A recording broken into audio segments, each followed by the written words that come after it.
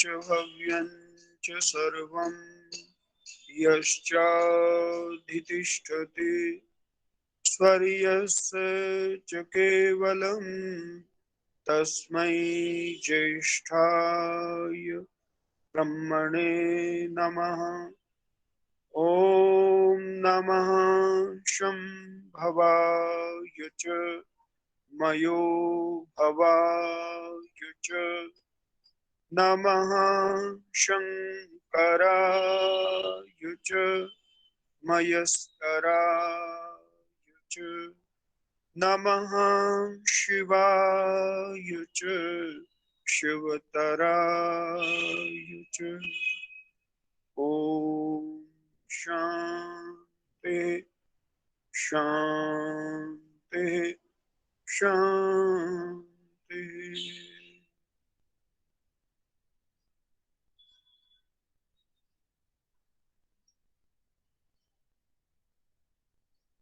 सम्मान के योग्य हमारी समाज के संरक्षक मान्यवर श्री योगेश मिल्याल जी, हमारी समाज की यशस्वी प्रधाना सम्माननीय बहन अमृत कौल जी, हमारी समाज की कर्मठ मंत्राणी सम्माननीय बहन रेणु चौधरी जी, और हमारे इन कार्यक्रमों में जो संयोजन का कार्य बड़ी कुशलता और परिश्रम के साथ करते हैं, आदरणीय श्री राजीव चौधरी जी, उपस्थित वंदनीय मातृशक्ति, आदर के योग्य भद्र पुरुषों, बहुत ही सुंदर भजनों का गायन अभी बहनों ने किया और आपके समक्ष जैसा विषय रखा गया, आज का विषय धर्म और संप्रदाय में जो भेद है उस पर है।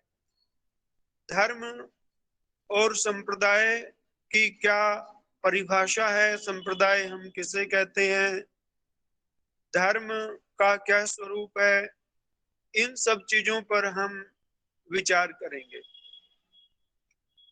देखिए, संसार के आदि में जब संसार की सृष्टि की रचना होती है। आचार्य जी, मैं माफी चाहती हूँ, आपके पीछे से कुछ शी शी करके आवाज आ रही है आपके पीछे से, बाकी सब म्यूट है। आपके पीछे से कुछ आवाज आ रही है शी शी शी करके, सब आपकी फिर आवाज क्लियर नहीं आ पाती, पीछे से आवाज आ रही है, आवाज बाकी क्लियर सब लोग म्यूट है बिल्कुल। सॉरी। अच्छा, दरअसल मैं आज आर्य समाज मयूर विहार से लाइव कर रहा हूँ, उसके हॉल में यशशाला में बैठ करके। हाँ जी। तो वहां से सड़क थोड़ी सी नजदीक पड़ती है, इनके सामने एक रोड जाता है। हाँ जी, तो फिर उसका बहुत आवाज शी शी पीछे से आ रहा है, तो क्लैरिटी नहीं आ पा रही, इसलिए चलिए अब तो जो भी है आप करिए। हाँ जी, धन्यवाद। चलिए, अब आवाज में क्लैरिटी कम है तो पीछे से आवाज आती ना, उसकी वजह से डिस्टरबेंस लगती है। आपकी आवाज तो बिल्कुल ठीक है। चलिए, मैं आपसे निवेदन कर रहा था कि धर्म जो है, धर्म स्वयंभू परमात्मा के द्वारा स्थापित होता है, और जो संप्रदाय है, संप्रदाय व्यक्ति विशेष के द्वारा स्थापित होता है। यानी कि संप्रदाय और धर्म का जो मौलिक अंतर है वह इसी बात पर निर्भर करता है कि धर्म परमात्मा के द्वारा प्रादुर्भूत है और संप्रदाय व्यक्ति उसका निर्माण करता है, उसका प्रवर्तक होता है।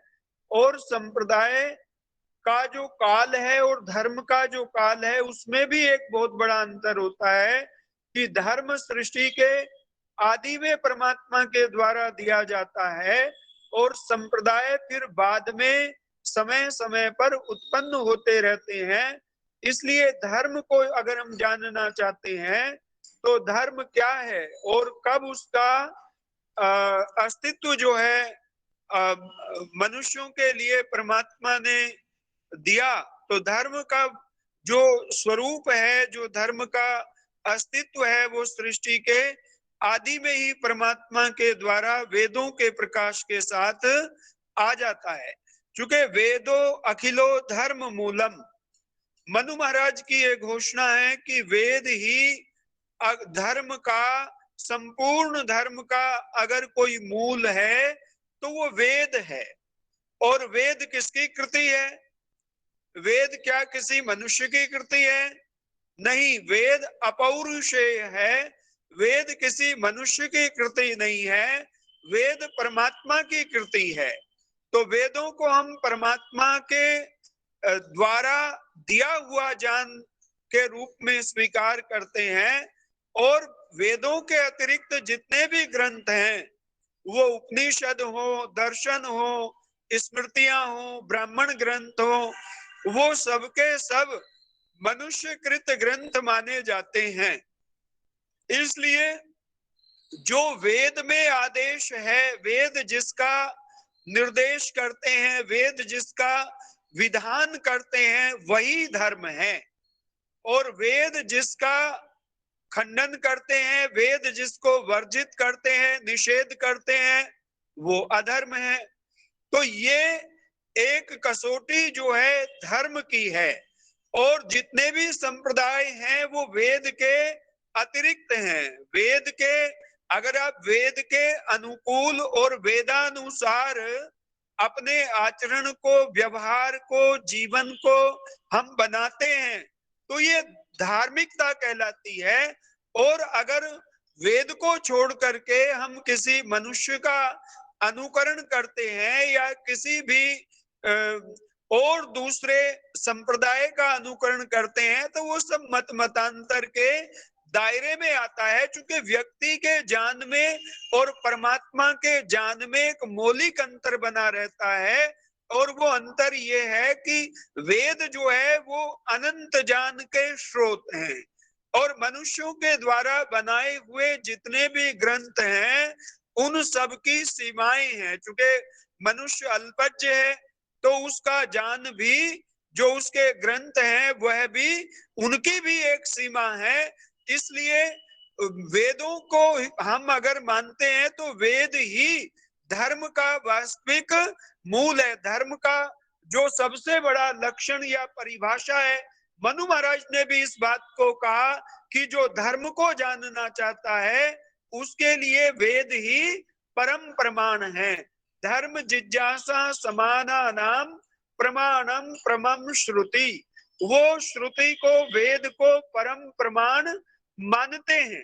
तो इस प्रकार से वेद अपौरुषेय क्यों है और बाकी ग्रंथ पुरुष की कृति कैसे है, तो ये भी एक समझने की बात है।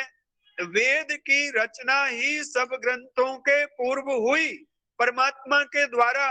वेद से पूर्व का कोई ग्रंथ सृष्टि में नहीं है। वैसे भी दुनिया के इतिहासकार इस बात पर एक मत हैं, वो हालांकि ऋग्वेद का ही नाम लेते हैं और कहते हैं कि ऋग्वेद दुनिया की सबसे प्राचीन पुस्तक है। ये तो वैसे ऐतिहासिक दृष्टि से भी सिद्ध है कि वेद से प्राचीन किसी पुस्तक का अस्तित्व दुनिया में नहीं था। सबसे प्राचीन वेद ही है। तो वेद सृष्टि का संवत और वेद का जो संवत है वही सबसे प्राचीन है। इसलिए जो वेद हमारे लिए विधान करता है उसी को हम धर्म मानते हैं।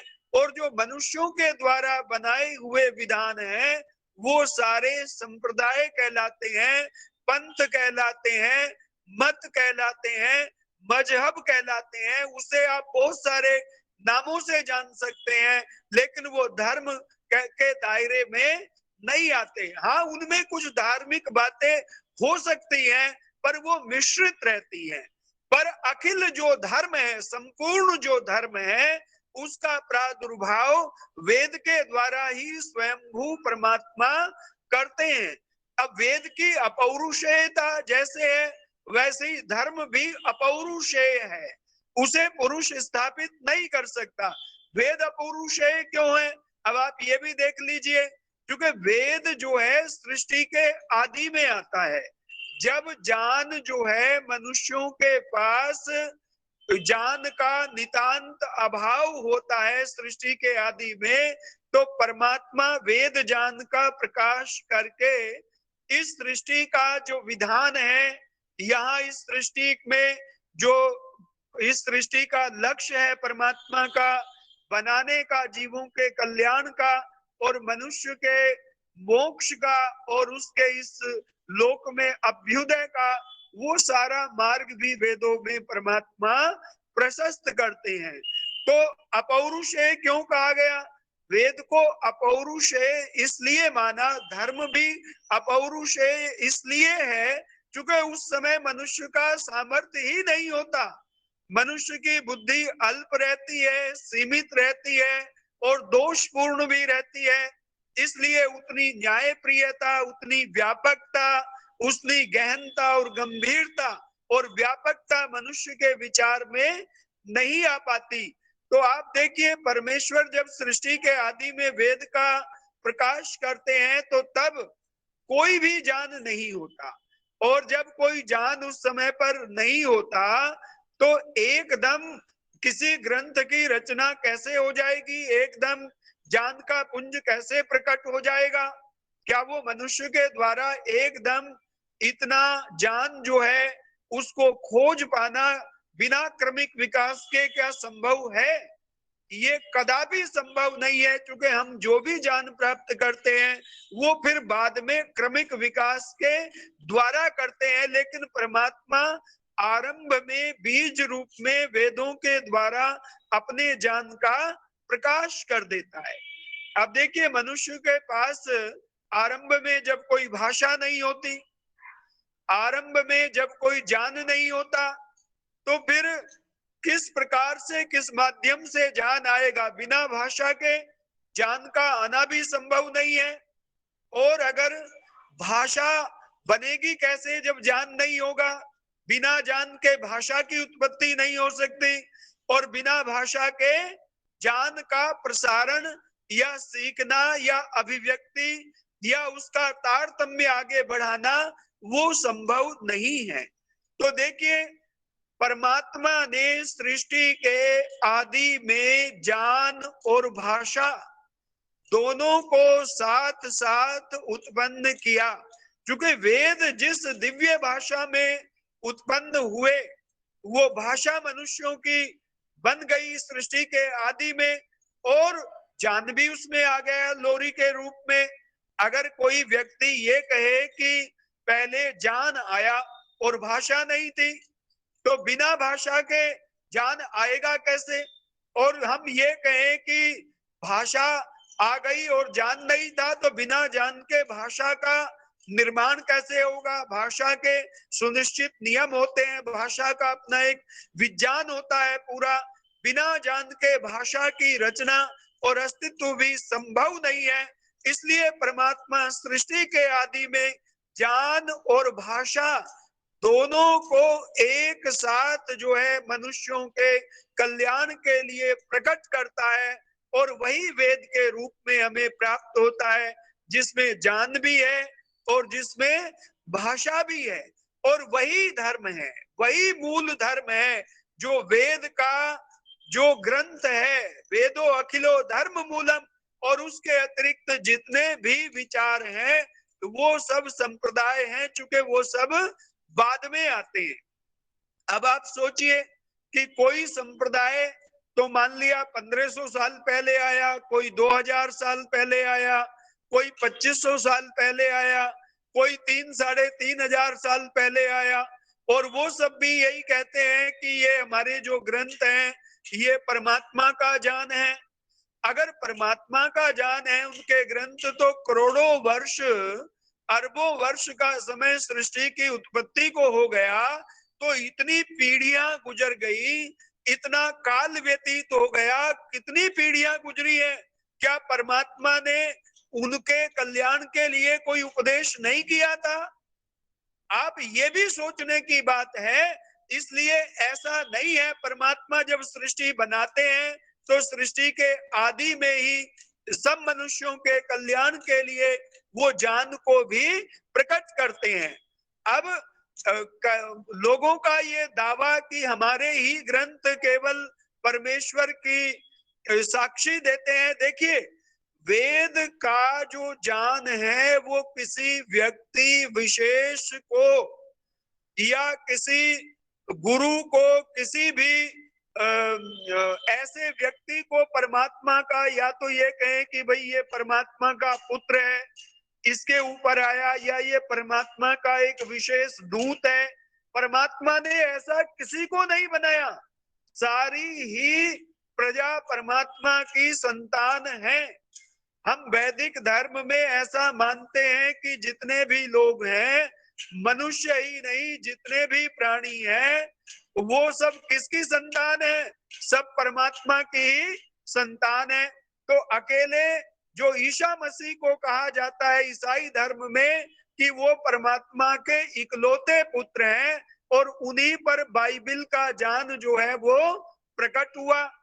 अगर बाइबिल का ज्ञान उन्हीं के ऊपर प्रकट हुआ और वो इकलौते पुत्र हैं, वो एक माध्यम बने हैं, तो 2000 वर्ष के पहले ये अरबों वर्ष की सृष्टि गुजर गई और वो सारे लोग बिना परमात्मा के संदेश के ही दुनिया से विदा हो गए। तो क्या परमात्मा जो सर्वज्ञ है उसको ये जानकारी नहीं रही इतने समय तक कि मुझे अपने इन मनुष्यों को, अपनी इस प्रजा को बोध भी देना है? वो अपने पुत्र को उन्होंने पहले उत्पन्न नहीं किया। तो देखिए, कोई व्यक्ति विशेष ही परमात्मा का पुत्र नहीं है, ये जानने की बात है। परमात्मा के लिए सारी उसकी प्रजा जो है उसकी संतान है। वेद में क्या कहा? श्रवन्तु विश्वे अमृतस्य पुत्रा। वेद कहता है कि हम उसी परमात्मा की अमृत संतानें हैं, वही परमात्मा हम सबका पिता है। तो हमें बीच में किसी ऐसे व्यक्ति की आवश्यकता नहीं है। परमात्मा का और हमारा सीधा संबंध है। कई लोग कहते हैं जी हम दूत हैं, मैसेंजर हैं। देखिए, परमात्मा ने किसी को दूत नहीं बनाया। परमात्मा हम सबकी अंतरात्मा में विद्यमान है। परमात्मा हम सबको अंदर से प्रेरणा देते हैं। परमात्मा के लिए सारे प्राणी न्याय के साथ परमात्मा व्यवहार करते हैं और उनके लिए सभी प्राणी जो हैं एक समान है। परमात्मा कोई भेदभाव अपने व्यवहार में नहीं करते कि भाई कोई एक व्यक्ति है और वही। तो इसलिए हम इस बात को समझें और विचार करें कि धर्म वह है जो बीच में किसी ईश्वर पुत्र को विशेष रूप से नहीं लाता, ना वो किसी एक व्यक्ति को अपना कोई दूत बना करके भेजता है। वो तो सभी मनुष्यों के कल्याण के लिए। अब आप देखिए, संप्रदायों की और धर्म की स्थिति इसी से स्पष्ट हो जाएगी। तथा कथित जितने भी हजारों संप्रदाय आज दुनिया में हैं, जिनमें से दर्जनों तो बहुत प्रसिद्ध हैं, जिन्हें सारी दुनिया जानती है। अब सैकड़ों सैकड़ों संप्रदाय तो हमारे हिंदू धर्म में भी खड़े हो गए हैं। पर मैं आपको एक चीज बताऊं कि जितने भी संप्रदाय हैं, अगर इनके जो संप्रदाय का संस्थापक व्यक्ति है, आप उसे निकाल दीजिए और फिर देख लीजिए कि उसमें क्या बचता है। एक व्यक्ति के हटते ही सारे संप्रदाय जो है उसका भवन ध्वस्त हो जाता है, उसमें आगे कुछ भी नहीं बचता, चुका व्यक्ति विशेष पर खड़ा हुआ है। अब वैदिक धर्म की तरफ आ जाइए आप। धर्म किसे कहते हैं? तो वैदिक धर्म में यह है कि किसी भी व्यक्ति को आप हटा दीजिए, किसी भी व्यक्ति को, चाहे वो जितनी भी बड़ी फेम का व्यक्ति हो, जितना भी बड़ा आध्यात्मिक पुरुष हो, आप भगवान राम को हटा दीजिए, आप कृष्ण को हटा दीजिए, आप महाराज मनु को हटा दीजिए, आप किसी को भी हटा दीजिए, आप हटाएंगे तो पाएंगे कि परमात्मा ने केवल, देखिए कृष्ण जब नहीं थे तो उनके पूर्व भी, त्रेता में भी, सतयुग में भी उसी प्रकार से सारी सृष्टि चलती थी, धर्म भी चलता था, पुण्य भी होता था। राम के पहले भी ऐसी सतयुग में सारे कार्य होते थे। और ये केवल पहला सतयुग तो है नहीं, ये तो 28वीं चतुर्युगी चल रही है इस मनवंतर की। कितने सतयुग बीत गए, कितने कलयुग बीत गए और मनवंतर भी कई बीत गए। तो इसलिए ऐसा कहना कि कोई एक व्यक्ति विशेष जो है वैदिक धर्म से अगर उसका वजूद होगा तो धर्म रहेगा, नहीं होगा तो नहीं रहेगा, ऐसी बात नहीं है। ये केवल वैदिक धर्म की विशेषता है कि चाहे जितने बड़े व्यक्ति को, जितने बड़े महापुरुष को, जितने बड़े ऋषि मुनि को आप जो है हटा दीजिए, उसके बाद भी ये परमात्मा के द्वारा, स्वयंभू परमात्मा के द्वारा स्थापित धर्म पर कोई प्रभाव नहीं पड़ता। ये वैसा का वैसा ही बना रहता है, चूंकि परमात्मा के द्वारा प्रादुर्भूत है। और ये भी देख लीजिएगा कि जितने भी बाकी वेद के अतिरिक्त ग्रंथ हैं, उन सब में अगर आप देखेंगे तो उन सब की सीमाएं हैं। जैसे वेद के विषय में महर्षि ने ये वाक्य दिया कि वेद सब सत्य विद्याओं का पुस्तक है, वैसे आप बाकी ग्रंथों में इस बात को इस कसौटी पर कसे कि क्या उनमें सब सत्य विद्याएं हैं? अभी तो एक आश्चर्य की बात आपको लगेगी, मैं एक पुस्तक में देख रहा था कि गैलीलियो को इस बात के लिए दंड दिया गया न्यायालय की ओर से कि उसने ये कह दिया था कि सूर्य जो है वो केंद्र है और पृथ्वी उसके चारों तरफ चक्कर लगाती है। बाइबिल कहती है कि पृथ्वी जो है वो केंद्र है और सूर्य उसके चारों तरफ चक्कर लगाता है। जब उसने अपनी ये विज्ञानपरक मान्यता रखी तो बाइबिल के मानने वाले लोगों ने वहां उस पर मुकदमा किया और उसमें केस चला करके वहां उसको मृत्यु दंड दिया गया। आप देख लीजिए वो जजमेंट आज भी सुरक्षित है, जिसमें ये कह करके कि इसने बाइबिल की और धर्म की, ईश्वर की आज्ञा की अवहेलना की है। तो ये तो सब सत्य विद्या है वहां कि वहां बहुत सारा अज्ञान है, बहुत सारी अंध परंपराएं हैं। क्योंकि मनुष्य की जो कल्पना है और जो वास्तविक विद्या है, दोनों में बड़ा फर्क होता है। एक व्यक्ति का ज्ञान सीमित होता है, इसलिए किसी भी संप्रदाय की पुस्तक को, किसी भी संप्रदाय के ग्रंथ को अगर आप उस कसौटी पर तोलेंगे तो वेद के सामने ना तो उनकी कोई प्राचीनता सिद्ध हो पाएगी, ना वो सब सत्य विद्याओं के पुस्तक सिद्ध हो पाएंगे। आप देखिए महर्षि ने ऋग्वेदादि भाष्य भूमिका में वेदों के अंदर भिन्न भिन्न विद्याओं को अलग अलग मंत्रों के प्रमाण देकर के किस प्रकार से सत्यापित किया है कि वेदों में ये सारी विद्याएं हैं। अकेले अध्यात्म ही वेदों में नहीं है, अध्यात्म तो है ही, वो तो वेदों का मुख्य प्रतिपादित विषय है, लेकिन अध्यात्म के अलावा भी हमारे समाज, जीवन और जगत के लिए जो आवश्यक है, जिन विद्याओं की आवश्यकता है, वो सब वेद में दी गई है। आपकी भूगोल का ज्ञान हो, खगोल का, नक्षत्र का, ज्योतिष का ज्ञान हो, आपका अगर किसी भी प्रकार का गणित का ज्ञान हो, वैदिक गणित आज भी अगर आप देखेंगे तो वो इतने सरल सिद्धांत हैं उसके कि आप बड़े से बड़े जटिल प्रश्नों को भी सहज भाव से कर पाते हैं, मौखिक रूप से कर लेते हैं। तो वैदिक वेद के अंदर सारी विद्याएं हैं, वो गणित से लेकर के, भूगोल से लेकर के, ज्योतिष से लेकर के, और जितना भी विमान विद्या को भी महर्षि ने वहां रखा। सत्यार्थ प्रकाश में भी उसका प्रतिपादन किया और महर्षि ने उसका प्रतिपादन ऋग्वेदादि भाष्य भूमिका में भी किया और कहा कि वेदों में ये विमान की विद्या है, वो मंत्र प्रस्तुत किए। देखिए महर्षि दयानंद के समय में वायुयान का आविष्कार नहीं हुआ था। कहीं आप ये ना समझ लें कि महर्षि ने विमान को देख करके ये नई कल्पना की।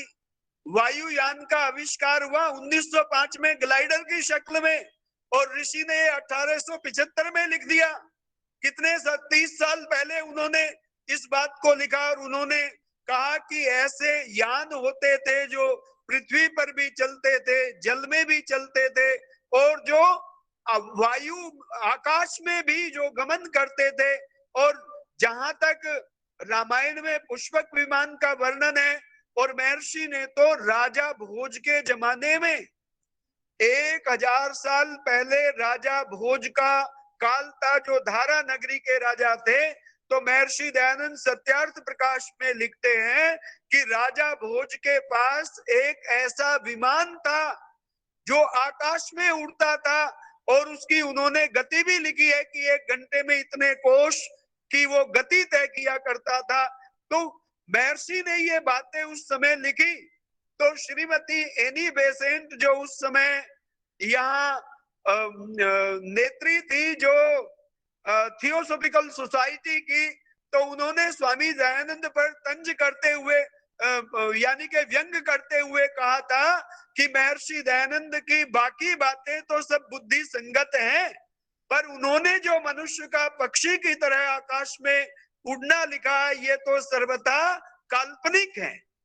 पर उनको, श्रीमती एनी बेसेंट को ये पता नहीं था कि स्वामी जी की ये जो मान्यता है ये भी सत्य सिद्ध होने वाली है। तो निश्चित रूप से मैं आपसे निवेदन करूं कि महर्षि ने ये जो दावे ऋग्वेदादि भाष्य भूमिका में जो सत्यार्थ प्रकाश में किए हैं, तो ये उस समय किए थे जब विमान आकाश में उड़ा नहीं करते थे, विमान का आविष्कार हुआ नहीं था। ये इतिहास साक्षी है, आपके ग्रंथ इसकी साक्षी देते हैं। उन्होंने कहां से किया? वो किसी आईआईटी में नहीं गए थे, उन्होंने ये सारा वेद मंत्रों के प्रमाण दे करके लिखा है, वेदों के आधार पर लिखा है। इसी प्रकार से दावा महर्षि ने इसीलिए किया था कि वेद सब सत्य विद्याओं का पुस्तक है। तो परमात्मा के जान में ही वो विशेषता है कि वो सार्वभौमिक होता है, सार्वकालिक होता है, और मनुष्यों के कल्याण के लिए जितनी आवश्यकता है उतना ज्ञान परमात्मा अवश्य देता है प्रारंभ में सृष्टि के, और फिर मनुष्य उसका क्रमिक रूप से आगे विकास करते हैं। आपने देखा कि हम क्रमिक विकास से बहुत सारी चीजों को फिर प्राप्त करते जाते हैं। तो इसलिए धर्म में हम समझे, धर्म का मूल संबंध वेद के साथ है, और संप्रदायों का जो मूल संबंध है वो मनुष्यों के बनाए हुए जो ग्रंथ हैं, उनकी बनाई हुई जो पुस्तकें हैं उनके साथ में है। इसलिए चूंकि मनुष्य का ज्ञान सीमित है, इसलिए उन ग्रंथों में अविद्या भी रहती है। और महर्षि ने एक तर्क बहुत अच्छा दिया। उन्होंने, उनसे किसी ने प्रश्न किया कि आप एक बात बताइए कि इनमें भी तो कुछ बातें वेदों के अनुकूल हैं। तो महर्षि कहते हैं कि हाँ, कुछ बातें इन ग्रंथों में भी वेदों के अनुकूल हैं जो मतांतर के लोगों ने बनाया हुआ है, पर बहुत सारी उनकी कल्पनाएं भी हैं। तो महर्षि कहते हैं फिर वेदों को ही क्यों न अपनाएं, क्योंकि ये तो बाकी चीजें तो विष मिश्रित अन्न की तरह से हैं। वो कहते हैं जैसे एक थाली में खीर रखी हो बहुत पवित्र और शुद्ध, और उसमें एक बूंद विष की डाल दी जाए, तो महर्षि कहते हैं कि अगर विष एक बूंद डाल दिया जाए तो वो त्याज्य हो जाती है। तो उसी प्रकार से वो कहते हैं कि अविद्या मिश्रित होने से बाकी जो अनार्ष ग्रंथ हैं जिनके कारण से मतांतर पैदा हुए वो त्याज्य हैं। आप देखिए जितनी भी आपकी पुराणे हैं वो सब भी यही दावा करती हैं। पुराणों के अंदर भी जो अलग अलग दावे किए गए हैं महर्षि ने उनका भी इसीलिए खंडन किया। महर्षि ने जितने भी मतांतर की पुस्तकें थी सबका खंडन किया, चूंकि सब गुरुडम का और व्यक्तिवाद का प्रचार करती थी, और महर्षि ने परमात्मा को आगे रखा और गुरु को केवल एक माध्यम बनाया, केवल एक निर्देशक के रूप में रखा। उन्होंने ये नहीं कहा जैसा कि ये संप्रदाय वाले कहते हैं। संप्रदाय वालों का एक विशेष दावा ये रहता है, और एक आपने दोहा सुना होगा कि गुरु गोविंद दाऊ खड़े काके लागो पाए, बलिहारी गुरु आपने गोविंद दियो बताए। संप्रदाय में विशेष करके ये बात रहती है, वो कहते हैं कि गुरु और परमात्मा अगर दोनों हमारे सामने हैं तो हम किसका पहले वंदन करें? तो वो कहते हैं कि आप पहले जो है गुरु के चरण स्पर्श कीजिए, क्योंकि गुरु जो है उसी की कृपा से हमें जो है परमात्मा मिला है। तो वहां परमात्मा से भी बड़ा गुरु को बताया, लेकिन हमें समझना पड़ेगा वेद क्या कहते हैं। महर्षि पतंजलि ने क्या कहा? महर्षि पतंजलि कहते हैं स पूर्वे शाम अपि गुरु काले नान वच्छेदात, कि वो परमात्मा गुरुओं का भी गुरु है। सृष्टि का आदि गुरु वो परमात्मा ही है। काल भी जिसका उच्छेदन नहीं करता, काल भी जिस परमात्मा को समाप्त नहीं कर सकता, इसलिए परमात्मा के स्थान पर किसी मनुष्य को बड़ा मानना या उसके बराबर भी मानना, उसके तुल्य भी मानना, ये भी सिद्धांत के और धर्म के विरुद्ध है। यहाँ तो बड़े की बात कही गई। देखिए एक दोहा आता है, जान प्रकाश गुरु मिला जो जिन बिसरी जाई, जब गोविंद कृपा करी तब गुरु मिला आई। तो कहा कि ज्ञान प्रकाश गुरु भी हमें तभी मिलता है जब परमात्मा की कृपा होती है। परमात्मा की कृपा से ही सब मनुष्यों का अस्तित्व है, तो वो गुरु भी तभी मिलता है।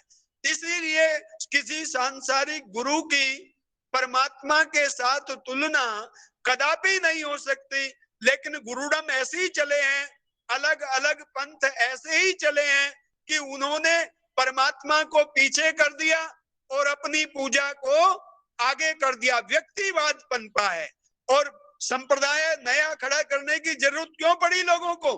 क्योंकि जितने मेरे अनुयायी हो जाएं, जितने मेरे भक्त बन जाएं, आज भी कई धर्माचार्य हैं, जब उनसे बात होती है तो वो एक ही बात कहते हैं, अरे फला तो मेरा भक्त है, फला तो मेरा भक्त है। तो वो इस तरह की बात करते हैं जैसे कि मतलब वो गुरुडम वाला भाव ऐसे चला हुआ आ रहा है अभी भी, इसको लोग छोड़ना नहीं चाहते। ये कितनी बड़ी बात है। देखिए महर्षि के जीवन को आप देखिए, महर्षि दयानंद तो ये कहते हैं कि मेरा नवीन मत मतांतर चलाने का लेश मात्र भी कोई अभिप्राय नहीं है। वो कहते हैं कि जो ब्रह्मा से लेकर के जैमिनी मुनि पर्यंतों के माने हुए ईश्वर आदि पदार्थ हैं, जिनको मैं भी मानता हूं, तो वो क्या कहते हैं कि मेरा कोई अभिप्राय नहीं है, बल्कि ब्रह्मा से लेकर के जैमिनी मुनि तक जो ऋषि मुनियों की मानी मान्यताएं हैं, उन्हीं को मैं समाज के सामने रख रहा हूं। ये महर्षि दयानंद ने कहा। और उन्होंने अपनी आत्म प्रतिष्ठा को कितने पीछे रखा। एक बार महर्षि मुंबई में आ गए, जब संध्या का समय था, लोग संध्या में बैठे थे, पता चला कि महर्षि आए हैं, तो लोग खड़े हो गए, उनको प्रणाम किया। महर्षि बहुत क्रुद्ध हुए, उन्होंने लोगों को फटकारा, डांटा और कहा कि अरे तुम परमात्मा की पूजा में बैठे थे, तुम उस, अरे मैं तो क्या, कोई भी आ जाए, चक्रवर्ती सम्राट भी आ जाए, अगर आप परमात्मा की पूजा में बैठे हो तो आप परमात्मा को छोड़ करके आपको और किसी का सत्कार करने की आवश्यकता नहीं है। आप परमात्मा से संबंध विच्छेद करके व्यक्ति की पूजा करने जा रहे हैं। तो महर्षि ने ये उदाहरण प्रस्तुत किया कि परमात्मा सबसे ज्यादा पूज्य है, परमात्मा सबसे ज्यादा माननीय है, उसके बराबर और तुल्य संसार में और कोई नहीं है। इसलिए सबका ये दायित्व बनता है कि जब कोई व्यक्ति ध्यान में बैठा हो, पूजा में बैठा हो, जब कोई व्यक्ति उपासना में बैठा हो, तो चाहे कोई भी आए, कितना भी बड़ा व्यक्ति हो, उसका भी ये कर्तव्य बनता है कि वो शांत होकर के बैठे, वो उसकी पूजा का आदर करे, वो उसकी उपासना का सत्कार करे, उसको सम्मान दे, उसको गरिमा प्रदान करे। अगर व्यक्ति ऐसा नहीं करता तो वो पाप करता है, चाहे वो कितना भी बड़ा व्यक्ति हो। इसलिए हम जब संध्या कर रहे होते हैं तो कोई व्यक्ति आ जाए तो जरूरी नहीं कि हम उसके नमन का उत्तर दें। कई बार बीच में लोग आ गए, हम संध्या भी कर रहे हैं, उधर को नमस्ते भी कर रहे हैं, ये उचित नहीं है। महर्षि ने, चूंकि परमात्मा सबसे बड़ी सत्ता है, धर्म की यही विशेषता है, और इन तथाकथित संप्रदाय वालों ने परमात्मा से ऊपर गुरु को बना दिया, व्यक्ति पूजा को इन्होंने स्थापित किया है। इसलिए धर्म का मूल अंतर यही है कि धर्म परमात्मा, स्वयंभू परमात्मा को मान करके, सर्वोपरि मान करके चलता है, और यहाँ व्यक्ति पूजा जो है संप्रदायों के अंदर होती है। सब संप्रदायों की ये स्थिति बन गई है। इसलिए मेरा ये निवेदन है कि हम संप्रदायों में जो संकीर्णता है और धर्म में जो व्यापकता है उसको भी आप देख लीजिए। संप्रदाय की जो संकीर्णता है, उस संकीर्णता को आप अगर देखेंगे तो हर संप्रदाय अपने आप को श्रेष्ठ मानता है और जो दूसरे हैं उनको हीन मानता है, और इसी भेदभाव के कारण वैमनस्य भी पैदा होता है। छोट और बड़ाई के कारण से वहां पर अनेक प्रकार के जो है संघर्ष भी उत्पन्न होते हैं, सांप्रदायिकता पैदा होती है। आज जो दुनिया में, देखिए दुनिया का रिकॉर्ड मैं आपको बता रहा हूं, सारी दुनिया में जितना रक्तपात इस सांप्रदायिकता को लेकर के हुआ है, उतना तो लूट के कारण भी नहीं हुआ। सबसे ज्यादा रक्तपात धरती पर संप्रदायों के कारण हुआ है। तो इसलिए संप्रदाय में ये संकीर्णता बहुत रहती है, जबकि धर्म जो है वो दूसरे के उपकार के लिए है, दूसरों के कल्याण के लिए है, सभी प्राणियों के हित का चिंतन करने के लिए है। अयम निजय परोवेति गणना लघु चेतसाम उदार चरित्रा नाम तु वसुधैव कुटुंबकम। जो धर्म है वो तो उसमें क्या कहा, देखिए वेद कहता है, वेद में आता है आत्मवत सर्वभूतेषु, जितने भी प्राणी हैं वो सब भी तो हमारी आत्मा के ही तुल्य हैं, हम अपनी ही आत्मा के तुल्य उनको समझे। वो कहना परे अपनी आत्मा के प्रतिकूल कभी भी आचरण न करें, जैसा व्यवहार अपने साथ चाहते हैं वैसा ही दूसरों के साथ करें। ये वैदिक धर्म की कसौटी है। आप दुनिया में कहीं भी चले जाइए, इस प्रकार की कसौटी आपको किसी संप्रदाय में नहीं मिलेगी। तो जो व्यापकता, जो मानवीय मूल्यों की स्थापना, अभी तो अलग अलग संप्रदाय इस बात का विधान करते हैं कि ये जो दूसरे प्राणी हैं अपने सुख के लिए आप इन्हें खा सकते हो। देखिए इस्लाम में जो है वो हलाल करके दूसरे प्राणियों को खाने का विधान है। ईसाई भी मांसाहार करते हैं, दूसरे प्राणियों का भक्षण करते हैं। और भी बहुत सारे संप्रदाय हैं जहां दूसरे प्राणियों को कष्ट दे करके अपनी तृप्ति की जाती है। लेकिन वैदिक धर्म में स्पष्ट रूप से कहा कि चींटी में भी वही आत्मा है जो मनुष्य के अंदर है, इसलिए हम उसे भी कष्ट ना पहुंचाएं, हम उसका भी कल्याण चाहें। तो दूसरों को मारने का, हिंसा करने का धर्म में कोई स्थान नहीं है। लेकिन संप्रदायों में हिंसा भरी पड़ी है और वो परमात्मा का नाम लेकर ही हिंसा करते हैं। अरे परमात्मा जो सब प्राणियों का पिता है, तो वो कैसे प्रसन्न होगा जब एक संतान दूसरी संतान को मारेगी। तो ये अंतर है संप्रदाय का और धर्म का। धर्म हिंसा का विधान नहीं करता, लेकिन संप्रदाय में अपने स्वार्थ के लिए हिंसा भरी हुई है। इसलिए एक तो ये व्यापकता का अंतर है, न्याय प्रियता का अंतर है। संप्रदाय में न्याय का प्रतिमान नहीं होता, धर्म में न्याय का प्रतिमान होता है। संप्रदायों में रूढ़ियां होती हैं, अंध परंपराएं बन जाती हैं, और धर्म में कभी अंध परंपरा नहीं होती। धर्म नित्य होता है, शाश्वत होता है। वो नित्य चीज जो है हमेशा एक जैसी बनी रहती है, उसमें कोई किसी प्रकार की रूढ़ी उत्पन्न नहीं होती। और जहां रूढ़ी हो गई समझ लेना वो धर्म नहीं है। धर्म का संबंध रूढ़ी से नहीं है। देखिए दावे के साथ ये बात कह रहा हूं, ये दुनिया में कोई संप्रदाय का व्यक्ति नहीं कह सकता हमारे धर्म के 10 लक्षणों में कहीं भी किसी बाह्य चिन्ह का वर्णन नहीं है। आप देख लेना, 10 लक्षण पूरे गुण परक हैं। कहीं किसी तिलक का, किसी वस्त्र का, किसी औपचारिकता का, किसी भी प्रकार के बाह्य प्रतीक का या चिन्ह का कोई वर्णन नहीं है। तो और बाकी सब संप्रदायों में प्रतीकों का और चिन्हों का कितना महत्व है, आप देख लीजिएगा। तो इसी से सिद्ध हो जाता है, इसी से ये बात पता चल जाती है कि धर्म में रूढ़ी नहीं होती और संप्रदाय रूढ़ी और अंधविश्वास पर आधारित होते हैं। इसलिए हम सबको वैदिक धर्म जो परम पावन है, जो नित्य है, जो शाश्वत है, सार्वकालिक है, सार्वभौमिक है। आप जानते हो जो हमारे 5 यम हैं और 5 नियम है, इन यमों को क्या कहा? सार्वभौम महाव्रत की संज्ञा दी गई है यमों को, कि ये सार्वभौम महाव्रत हैं, यानी कि इनका हमें हमेशा पालन करना है।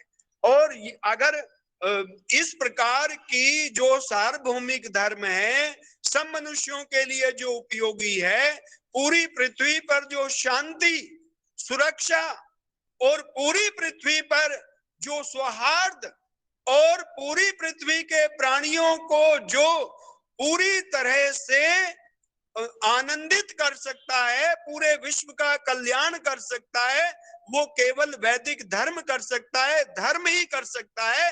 संप्रदाय तो लड़ाने का काम करते हैं, वैमनस्य का काम करते हैं, रक्तपात का काम करते हैं। इसलिए महर्षि का ये प्रयास था, सत्यार्थ प्रकाश की रचना उन्होंने इसीलिए की कि संप्रदायों को समाप्त करके केवल एक सृष्टि के आदि में जो धर्म था, वैदिक धर्म, सब मनुष्य उसी को अपनाए और संप्रदायों को छोड़े। इसीलिए महर्षि ने बड़े दुखित हृदय से कहा था। देखिए आज भी एक किसी कवि ने वो लिखा है, वो कहते हैं कि इतने दिन हुए तो भी दिले हमदम नहीं मिलते, घरों से घर मिले हैं पर दिलों से दिल नहीं मिलते। ये हमारे मनों में विद्वेष की दूरियां किसने पैदा की? वेद का इतना व्यापक सिद्धांत था, वेद का इतना कल्याणकारी सिद्धांत था, बिना भेदभाव के था, न्याय संगत था, सर्वे भवन्तु सुखिनः सर्वे सन्तु निरामया, इतनी बड़ी बृहत भावना। लेकिन संप्रदायों के कारण ये धरती रक्तपात से क्यों रंजित हुई? तो इसका कारण यही है कि व्यक्ति के जो विचार होते हैं, उसके हृदय में जो संकुचित भावना होती है, वो भी उसके संप्रदाय में चली जाती है, उसकी अल्पज्यता भी उसमें जाती है। तो वेद सार्वभौम है तो वैदिक धर्म भी सार्वभौम है। हमें इस बात को समझना पड़ेगा और समझ करके इस धर्म के द्वारा ही इस पृथ्वी को पूरी तरह से आनंद धाम और स्वर्ग धाम बनाया जा सकता है। एक परिवार के रूप में सब मनुष्य, जैसा वेद कहता है, क्या कहता है वेद?